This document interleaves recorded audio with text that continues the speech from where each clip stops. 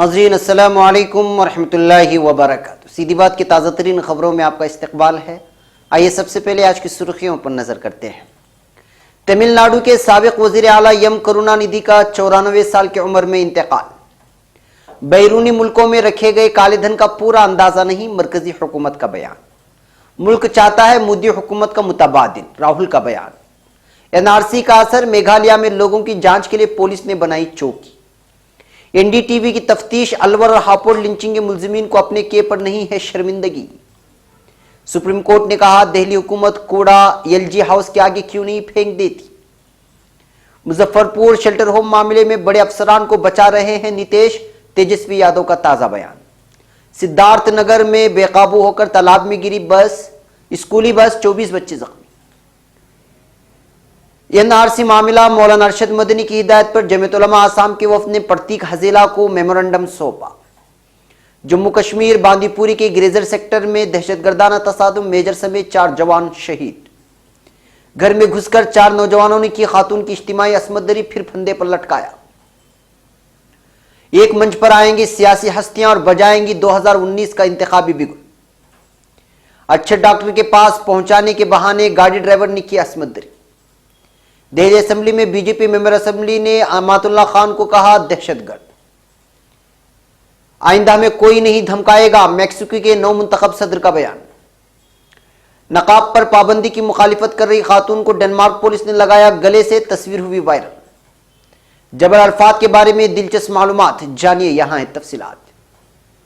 जलजले से हिल रही थी मस्जिद, लेकिन इमाम साहब ने नहीं तोड़ी नमाज। ईरान ने नई पाबंदी पर अमेरिका को दी वार्निंग, कहा इसे पछताना पड़ेगा।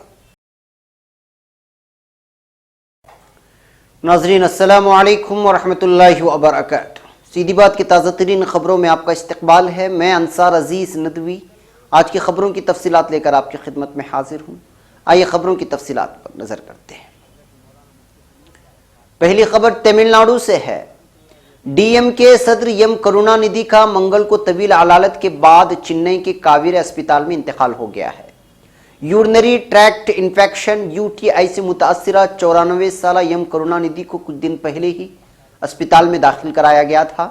गुज़िश्ता कुछ दिनों से उनकी हालत में सुधार देखा जा रहा था, लेकिन पीर की शब उनकी तबीयत अचानक खराब हो गई। डॉक्टर्स उनकी सेहत पर मुसलसल नजर बनाए हुए थे और आईसीयू में खुसूसी डॉक्टरों का एक पैनल उनका इलाज कर रहा था। कावेरी अस्पताल ने एक प्रेस रिलीज जारी करके इस बात की इत्तला दी है। 5 बार तमिलनाडु के वजीर आला और 12 बार असेंबली के रुकन रहे डीएमके के सरबराह करुणानिधि भी ऐसी एक शख्स थे। हिंदुस्तानी सियासत में करुणानिधि एक अलग ही शनाख्त रखते थे। उनके मद्दाह उन्हें कलाइनार कहकर बुलाते थे। इसका मतलब होता है तमिल आर्ट का माहिर। करुणानिधि ने पहली बार 1969 में वजीर आला का हलफ लिया था। 1969 में डीएमके के बानी सीएन अन्नादुरई की मौत के बाद से करुणानिधि के हाथ में पार्टी की कमान थी। करुणानिधि को तिरुचिरापल्ली जिले के कल्याथलाई असेंबली से 1957 में तमिलनाडु असेंबली के लिए पहली बार मुंतखब किया गया था।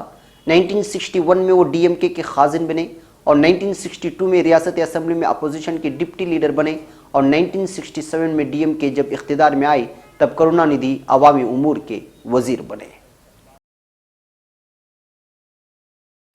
अब खबर नई दिल्ली से। बैरूनी मुल्कों में छुपाकर रखे गए काले धन का अब तक बाज़ाब्ता पूरी तरह अंदाजा नहीं लगाया जा सकता है। फिर भी मुल्क के अंदर और बाहर बेहिसाब आमदनी और जायदाद के सिलसिले में मुताला कराया गया है और इसे पार्लियामेंट की मालियाती उमूर से मुतालिक स्टैंडिंग कमेटी को सौंप दिया गया है। वजीर खजाना पीयूष गोयल ने आज राज्यसभा में एक सवाल के जवाब में कहा कि बैरूनी मुल्कों में रखे गए काले धन का सरकारी तौर पर पूरा अंदाजा नहीं लगाया गया है, लेकिन मुल्क के बाहर और अंदर बेहिसाब आमदनी और जायदाद के सिलसिले में national public finance and policy institute, national finance management institute और एक दीगर इदारे से मुताला कराया गया है। हुकूमत के जवाब के साथ इस रिपोर्ट को पार्लियामेंट की मालियात से मुताल्लिक स्टैंडिंग कमेटी के हवाले कर दिया गया है। एक और खबर नई दिल्ली से। कांग्रेस सदर राहुल गांधी ने मोदी हुकूमत पर अच्छे दिन का वादा पूरा न करने, बदउनवानी मिटाने, महंगाई रोकने और गुड गवर्नेंस देने में मुकम्मल तौर पर नाकाम रहने का इल्ज़ाम लगाते हुए कहा है कि मुल्क के अवाम की तवक्कुआत को बरकरार रखने और इस हुकूमत का मजबूत और बेहतरीन मुतबादिल देने के लिए कांग्रेस को पूरी ताकत के साथ काम करने की जरूरत है। मिस्टर गांधी ने मंगल को कांग्रेस पार्लिमानी पार्टी की मीटिंग से खिताब करते हुए कहा कि मोदी हुकूमत में करप्शन उरूज पर पहुंच गया है। मुल्क की मईशत लड़खड़ा गई है, हुकूमत व इंतजामिया कमज़ोर हो गया है और समाज में तकसीम के हालात पैदा किए जा रहे हैं। उन्होंने कहा कि भारतीय जनता पार्टी ने 4 साल पहले मुल्क के अवाम से जो वादे किए थे उनको पूरा करने में हुकूमत पूरी तरह नाकाम हो गई है और मुल्क इस हुकूमत का मुतबादिल चाहती है। अब खबर मेघालय से। आसाम में एनआरसी के मुकम्मल मुसव्वदे की इशाअत के बाद मेघालय ने रियासत में आने वाले लोगों की कड़ी जांच शुरू कर दी है। पुलिस सुपरिंटेंडेंट देवांशु सिंगमा ने पीटीआई को बताया कि रियासत में हर दिन दाखिल होने वाले लोगों की कड़ी जांच की जाएगी।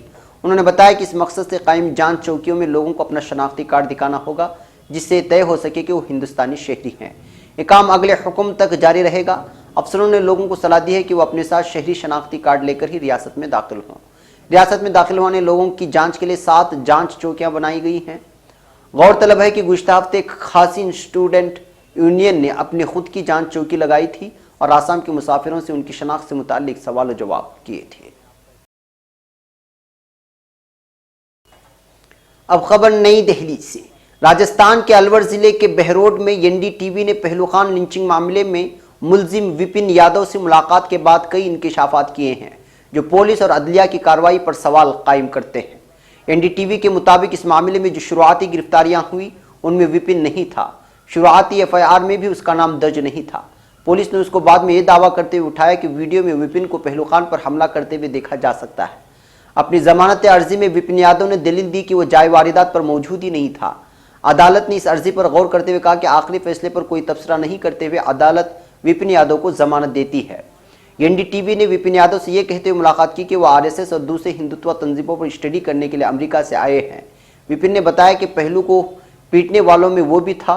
उसने मजीद कहा कि उसने 1 घंटे से ज्यादा वक्त तक उसको मारा। विपिन ने अपनी बातों में यह भी कबूल किया कि उसने पहलू खान के ट्रक को रोका था और उसकी चाबियां निकालकर अपनी जेब में रख ली थी। इसके बाद से सवाल उठाया जा रहा है कि आखिर पुलिस को यह तफसील क्यों नहीं मिली। मौके पर पहुंचकर पुलिस ने आनन फानन में गिरफ्तारियां की। दरियासना उत्तर प्रदेश के हापुड़ जिले में कासिम को पीट पीट कर मार डालने और समीउद्दीन को शदीद तौर पर जख्मी करने के मामले में दर्ज एफआईआर के मुताबिक राकेश ससोदिया और दूसरे 8 लोग मुलजिम हैं। लेकिन अदालत में जमानत का मुतालबा करते हुए राकेश ने कहा कि हमले में उसका कोई रोल नहीं है और वो वहां मौजूद नहीं था। इस मामले में भी अदालत ने मुलजिम के रोल पर गौर व फिक्र किए बगैर उसको जमानत दे दी। एनडीटीवी के मुताबिक राकेश ने जेल में 5 हफ्तों के दौरान जेल अफसरों और अहलकारों को बड़ी शान से बताया कि उसने क्या किया। राकेश को इन बातों का कोई अफसोस नहीं है। वह खास तबके के तय अपनी नफरत पर फख्र महसूस कर रहा है और बताता है कि उसने जेलर के सामने सब कुछ बताया है। राकेश ने एनडीटीवी को बताया कि जेल से छूटने के बाद हीरो की तरह उसका इस्तकबाल किया गया और इस वजह से उसकी हिमायतों की फौज में इजाफा हुआ है। वो इस पूरे मामले में अपनी सिर्फ एक गलती कबूल करता है कि वो लड़कों ने मोबाइल पर उसका वीडियो बना लिया। उसने बताया कि इस बार पुलिस उनके साथ है, पिछली हुकूमतों में ऐसा नहीं होता था। कासिम का जो वीडियो सामने आया था उसमें वो काफ़ी ज़ख्मी नज़र आ रहा है। वो पानी मांग रहा है और उस बात पर राकेश कहता है कि वो मुझसे कह रहा था, उसकी आवाज़ नहीं निकल रही थी, पानी। मैंने कहा तुझे पानी पीने का हक़ नहीं है, तूने मरती हुई गाय को पानी नहीं दिया और ये मेरी फ़ौज तुझे छोड़ेगी नहीं, तुझे 1-1 मिनट मारेगी। इस मामले में ताज़ा तरीन इत्तला यह है कि एनडीटीवी की तफ्तीश के बाद मामला सुप्रीम कोर्ट पहुंच गया है। लिंचिंग का शिकार हुए समीउद्दीन ने अर्जी दाखिल करके मुलजिमों की जमानत रद्द करने का मुतालबा किया है और केस का ट्रायल उत्तर प्रदेश से बाहर करवाने की मांग की है। इस मामले में वकील ने अर्जी दाखिल करके मामले की जल्द सुनवाई की मांग की थी, जिस पर सुप्रीम कोर्ट ने सुनवाई की तारीख सोमवार को तय की है। अर्जी में मुतालबा भी किया गया है कि इस मामले की जांच के लिए एसआईटी की तश्कील होनी चाहिए और उसकी सुनवाई यूपी से बाहर होनी चाहिए। अब खबर नई दिल्ली से। सोनिया विहार इलाके में लैंडफुल बनाए जाने की तजवीज़ पर मकामी लोगों की मुखालिफत के मद्देनजर सुप्रीम कोर्ट ने दिल्ली हुकूमत को फटकार लगाई है। अदालत ने अपने सख्त तबसरे में कहा है कि आम लोगों के रिहायशी इलाके के बजाय हुकूमत दिल्ली के गवर्नर की सरकारी रिहाइश के आगे कूड़ा क्यों नहीं फेंक देती। टाइम्स ऑफ इंडिया की खबर के मुताबिक दिल्ली में लैंडफुल और कचरा से निपटने के मामले पर सुनवाई करते हुए जस्टिस मदन बी लोकुर और दीपक गुप्ता की बेंच ने कहा कि कूड़े से निपटने को लेकर दिल्ली की हालत बिगड़ती जा रही है। अदालत ने कहा कि राजधानी की सड़कों पर कचरा नजर आता है और इस मसले से निजात पाने के लिए कोई संजीदा कोशिश नहीं की जा रही है। अदालत ने दिल्ली हुकूमत की तरफ से पेश हुए एडिशनल सॉलिसिटर जनरल पिंकी आनंद से पूछा कि क्या इन हालात में दिल्ली रहने लायक जगह रह जाएगी। इस पर दिल्ली हुकूमत की तरफ से पिंकी आनंद ने अदालत को बताया कि इस मसले से निजात पाने में कुछ वक्त लगेगा और उसको रातों रात हल नहीं किया जा सकता। उन्होंने कहा कि साउथ और नॉर्थ म्यूनिसिपल कॉर्पोरेशन कचरे से बिजली बनाने के नए सिस्टम लगाने के लिए एक प्रोजेक्ट पर काम कर रहे हैं। अब खबर बिहार से। बिहार असेंबली में हिज़्ब इख्तिलाफ के लीडर तेजस्वी यादव ने मुजफ्फरपुर में लड़कियों के शेल्टर होम में बच्चियों की असमदरी के मामले में रियासती हुकूमत पर एक बार फिर हमला करते हुए वज़ीर आला नीतीश कुमार पर बड़े अफसरान को बचाने का इल्ज़ाम लगाया है। तेजस्वी यादव ने माइक्रो ब्लॉगिंग साइट ट्विटर पर लिखा कि वज़ीर आला इंतजामिया में खामी की बात करते हैं, उन्हें बताना चाहिए कि आखिर इंतजाम देखने का काम किसका है, वो वज़ीर आला की कुर्सी पर किस लिए बैठे हैं। उन्होंने मजीद कहा कि नीतीश जी, आप सारा कसूर दूसरे के सर डालते हैं, छोटे मुलाजिमों को फंसाते हैं, बड़े अफसरान को बचाते हैं, क्योंकि उन्हें नहीं बचाया गया तो आपकी सारी पोल खोल देंगे। अब खबर सिद्धार्थनगर से। सिद्धार्थनगर में मंगल को एक निजी स्कूल बस बेकाबू होकर तालाब में गिर गई है। इस हादसे में 24 बच्चे जख्मी हो गए हैं। बताया जा रहा है कि बस में 45 बच्चे सवार थे। जख्मी बच्चों को इलाज के लिए CHC में दाखिल कराया गया है। हादसे की इत्तला मिलते ही मौके पर पहुंची पुलिस ने जख्मी को अस्पताल में दाखिल कराया है। इस हादसे के बाद बच्चे डर की वजह से रोने और चीखने लगे। बस को हादसे का शिकार होते देखकर आसपास के लोगों ने बच्चों के अहले खाना को इत्तला दी है। अहले खाना ने बताया कि ड्राइवर लापरवाही से बस चलाता है। बच्चों ने इसकी शिकायत की थी। हादसा थाना उसका के खेरा गांव का है। पुलिस के मुताबिक ज्ञानदे स्कूल की बस आज सुबह बच्चों को लेकर स्कूल जा रही थी। इसी दरमियान तेज रफ्तार बस बेकाबू होकर एक पोखरे में गिर गई। इस हादसे में 24 बच्चे जख्मी हो गए। अब खबर नई दिल्ली से। NRC से 40 लाख अफराद को निकालकर बाहर किए जाने पर जहां दिल्ली में सियासत गर्म है, वहीं आसाम के लोगों में खौफ व हरास का माहौल कायम है।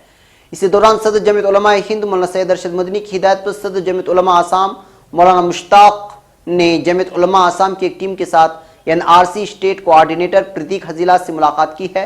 मुलाकात के दौरान उनकी तवज्जो 40 लोगों की परेशानी की तरफ मबजूल कराई है। 40 लाख लोगों की परेशानी की तरफ मबजूल करवाई है।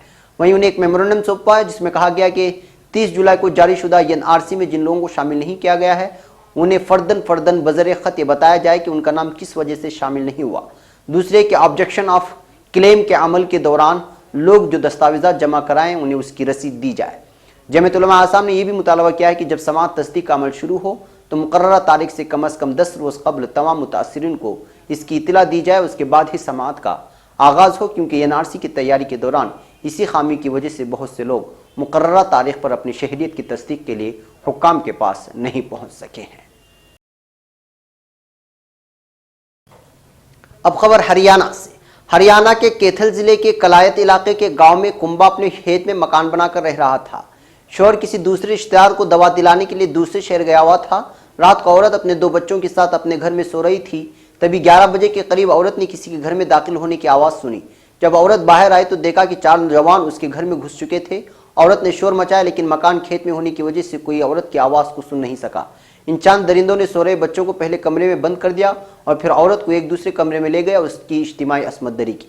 असमदरी के बाद चारों मुल्जिमान औरत को फंदे में लटका कर फरार हो गए, लेकिन कुछ देर बाद रस्सी ढीली पड़ गई। मुतासिरा के पैर जमीन पर लग गए, जिसकी वजह से उसकी जान बच गई। मुतासिरा औरत ने इसके बाद अपने शोहर को फ़ोन किया और अपनी आप बीती सुनाई।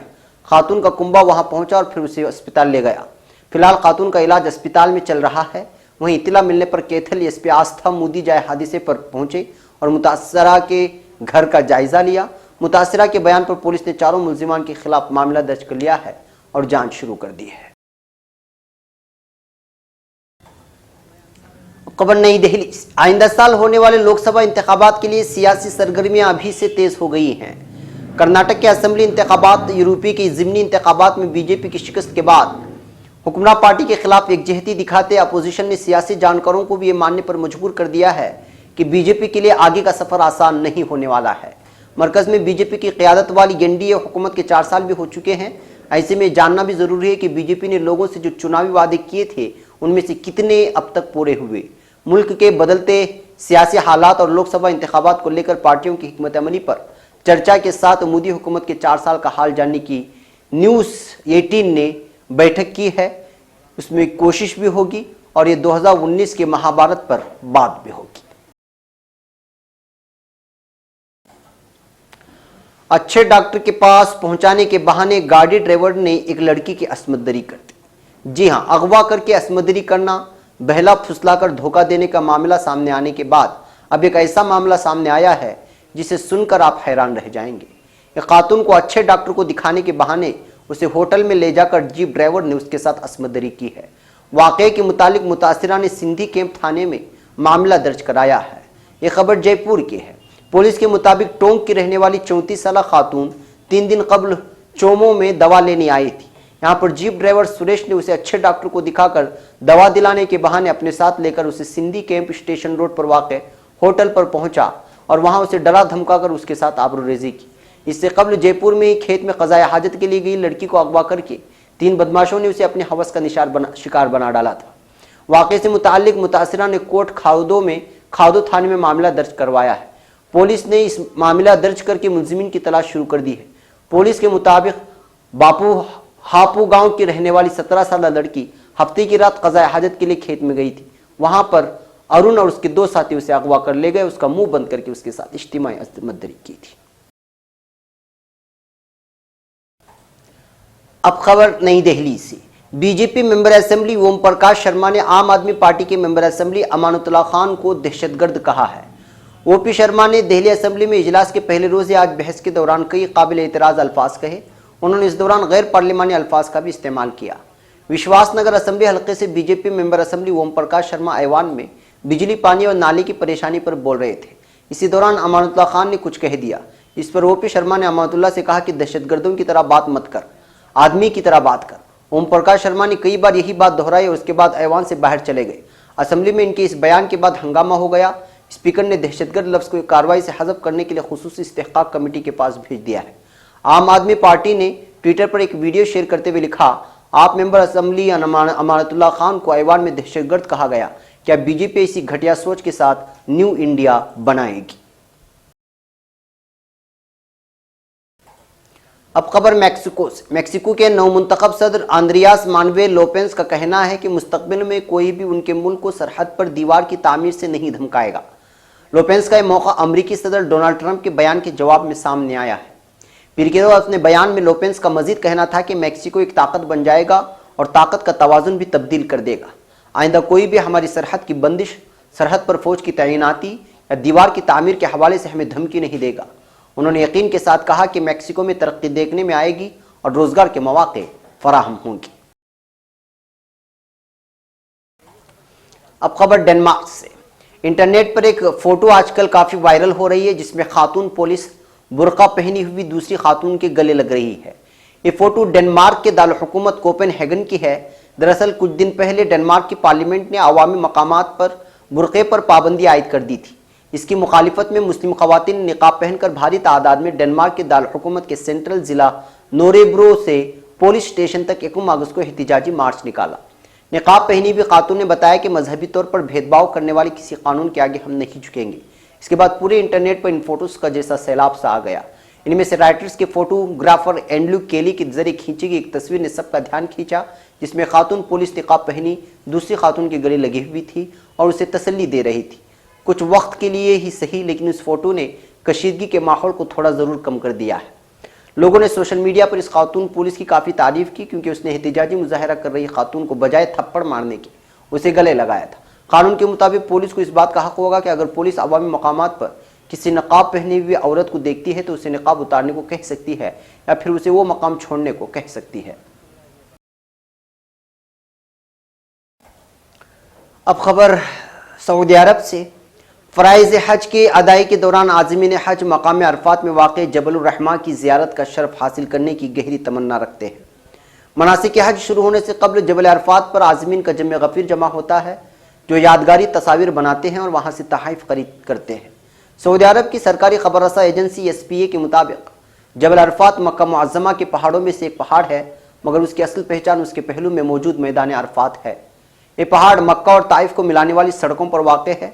जबल अरफात में आने वाले हुज्जाज किराम रसूल अकरम सल्लल्लाहु अलैहि वसल्लम की इस आखिरी खुतबे हज्जतुल विदा की याद भी ताज़ा करते हैं जो आपने आखिरी हज के मौके पर इरशाद फरमाया था। जबल अरफात की सतह हमवार और कुशादा है, तहम उसके अतराफ में भारी भरकम गोल पत्थर भी मौजूद हैं। इनमें से बेशतर पत्थरों का रंग सियाह है। ये पहाड़ महल वक़ूअ के एतबार से मैदान अरफात के मशरक़ में है। पहाड़ की लंबाई 300 और कतर 640 मीटर है। ज़मीन से इसकी बुलंदी 65 मीटर है। जबल अरफात के कई दूसरे नाम भी मशहूर हैं, जिनमें जबल उल्लाल, जबल तौबा, जबल दुआ और जबल क़रैन ज़्यादा मशहूर है। सऊदी अरब में अमर बिल मारूफ और नही अनिल मुनकर शोबे की तरफ से यहाँ आने वाले ज़ायरीन की हर मुमकिन रहनुमाई का अहतमाम किया जाता है। मुख्तलिफ ज़बानों के मुतरज्जिम अपनी खिदमत अंजाम देते हैं। इस जगह आने वालों को बिदआत से रोकने और कुरान और सुन्नत की तालीमात के खिलाफ किसी किस्म की मजहबी सरगर्मी की इजाज़त नहीं दी जाती। अब खबर इंडोनेशिया से। इंडोनेशिया के जजीरे लोम्बोक में इतवार के रोज आने वाले जलजले में 82 अफराद हलाक जबकि सैकड़ों अफराद जख्मी हुए हैं। इस जलजले से कई इमारतों को भी नुकसान पहुंचा है। वाज़ेह के जलजला 7.0 शिद्दत का रिकॉर्ड किया गया, लेकिन जलजले के दौरान का एक वीडियो है जो सोशल मीडिया पर तेजी से वायरल हो रहा है। इस वीडियो में एक इमाम जलजले के तेज झटकों के दौरान नमाज पढ़ा रहे हैं। जलजले के झटकों से इमारत जोर जोर से हिल रही है, लेकिन इमाम साहब दीवार पर हाथ रखकर अपनी नमाज पढ़ा रहे हैं। जैसे ही जलजला आना शुरू होता है, कुछ लोग फौरन वहां से जान बचाने के लिए भाग जाते हैं, लेकिन कुछ लोग इमाम साहब के साथ नमाज अदा करते नजर आ रहे हैं। अब खबर ईरान से। ईरान के सदर हसन रूहानी ने पीर को अमेरिका की तरफ से नई पाबंदी आयद किए जाने से कुछ घंटे कबल दी गई अमेरिका की मुज़ाकरात की तजवीज़ को ठुकरा दिया है। अमेरिका ने ईरान को बातचीत की पेशकश करते हुए कहा था कि ईरान के पास नई पाबंदियों से बचने का वाहिद रास्ता ये है कि वो अपनी जौहरी और मिसाइल प्रोग्राम को छोड़कर बातचीत करने के लिए राजी हो जाए। हसन रूहानी ने टेलीविजन तकरीर में कहा कि जब तक अमेरिका साल 2015 की ईरान जौहरी मुआहदे की शराइत को नहीं मानता, उसके साथ बातचीत नहीं की जा सकती। रूहानी ने कहा, अगर आप किसी को चाकू घोंप कर कहो कि आप बातचीत करना चाहते हैं तो इसके लिए पहले आपको चाकू को हटाना होगा। हम हमेशा सिफारती ताल्लुकात और बातचीत के हक में रहे हैं, लेकिन बातचीत के लिए इखलास की जरूरत होती है। और खबर ईरान से। अमरीकी वज़ारत खारिजा के जिम्मेदारान ने बताया है कि अमरीकी पाबंदियों के नाफिज अमल होने के साथ ही 100 से ज्यादा आलमी कंपनियां ईरानी मंडी से कूच करने पर आमादा हो चुकी हैं। अमरीकी अखबार न्यूयॉर्क टाइम्स के मुताबिक मज़कूरा जिम्मेदारान ने अपना नाम जाहिर न करते हुए कहा कि अमरीकी पाबंदियों से ईरानी मईशत पर शदीद दबाव पड़ेगा। उन्होंने बावर कराया कि इस दबाव का मकसद ईरान का निज़ाम नहीं बल्कि उसका रवैया तब्दील करना है। आज मंगल की सुबह से ईरान के खिलाफ अमरीकी पाबंदियों का पहला मरहला नाफिजुल अमल हो गया है। इस मरहले में ईरानी हुकूमत पर अमरीकी डॉलर खरीदने पर पाबंदी, सोने और कीमती मादनियात की तिजारत पर पाबंदी, ग्रेफाइट की बराह रास्त या बिलवास्ता मुंतकिली पर पाबंदी, खाम मवाद या अल्मोनियम, फौलाद और कोयले जैसे मादनियात खरीदने पर पाबंदी, सनाती ऑपरेशन में इस्तेमाल होने वाले सॉफ्टवेयर्स की खरीदारी पर पाबंदी और ईरान में गाड़ियों की सनअत के मुतालिक पाबंदियाँ शामिल हैं। हालिया पाबंदियां अमरीकी सदर डोनाल्ड ट्रंप की जानिब से रवां बरस मई में ईरानी जौहरी मुआहदे से अलहदगी के ऐलान के बाद किए जाने वाले फैसले के तहत अमल में आई हैं। नाज़रीन, ये थी आज की ताज़ा तरीन खबरें। अगली ताज़ा तरीन खबरों के साथ फिर आपसे मुलाकात होगी। हमारी पूरी टीम को यहाँ पर इजाज़त दें। इजाज़त से पहले फिर वही अपील कि आप हमारे चैनल को सब्सक्राइब करना और हमारे वीडियोज़ को शेयर करना हर चीज़ ना भूलें। हमें यहाँ पर इजाज़त। अस्सलामु अलैकुम वरहमतुल्लाहि वबरकातुहू।